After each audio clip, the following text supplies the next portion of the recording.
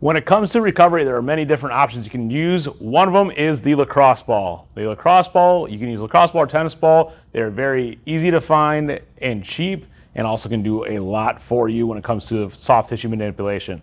The first thing you'll do is roll your foot out with it. You want to hit that arch and heel. Arch and heel, work your way on through that whole foot area. The heel area is where the hamstring comes down and connects. So if you're having hamstring problems, you want to be digging into that heel, and then definitely work it into that arch, especially if you're starting to get shin splints. One of the next things to do then is calf. So calf, put it right in the meaty part of your calf. From there, roll it 10 times to the right, 10 times to the left, 10 times up and down, and then work it through your calf. That is one option. Or you can go roll around. If you find a tight spot, move your foot around a little bit and dig it on in.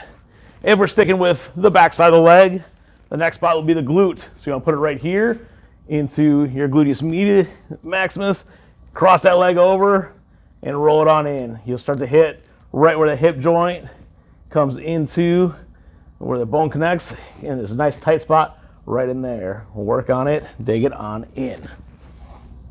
As you're working up the leg will be the quad. If you have knee tendonitis or a little Osgood-Sloggers going on, you want to be able to put that lacrosse ball or tennis ball right above the knee.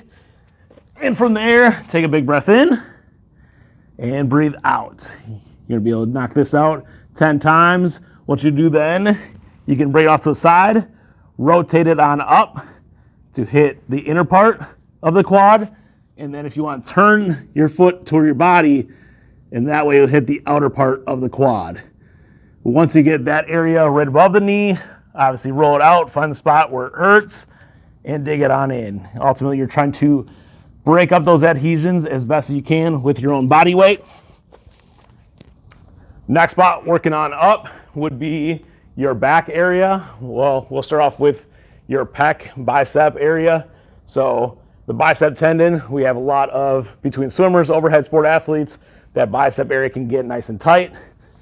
So put it right in on it, tuck the arm behind you, and roll it. Again, it does not feel good. It is a hurt so good type of exercise. The next one, we'll go right up to your tricep. Arm's gonna be up over your head.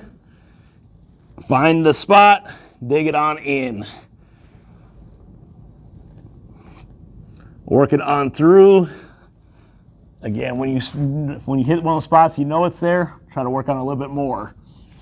Next, we'll work on down to that nice lat area. A lot of between shoulder and elbow issues can stem from that lat area. So lay it on down, find it.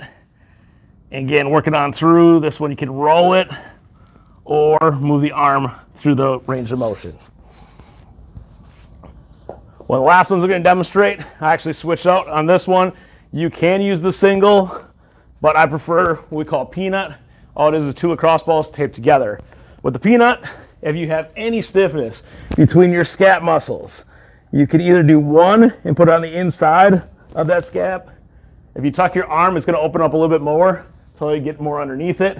When it comes to the peanut, all you do is put it on one on either side of it and move your arms through range of motion. After about 10-15 seconds, boom, hitting that next spot. Work it on through 10-15 seconds up to that next one. So you're working up one vertebrae at a time. When you are done, pretty much any of those tightnesses that you had in that upper back, sometimes even up into your neck, will be released. So there are some different soft tissue things you can do with a lacrosse or tennis ball.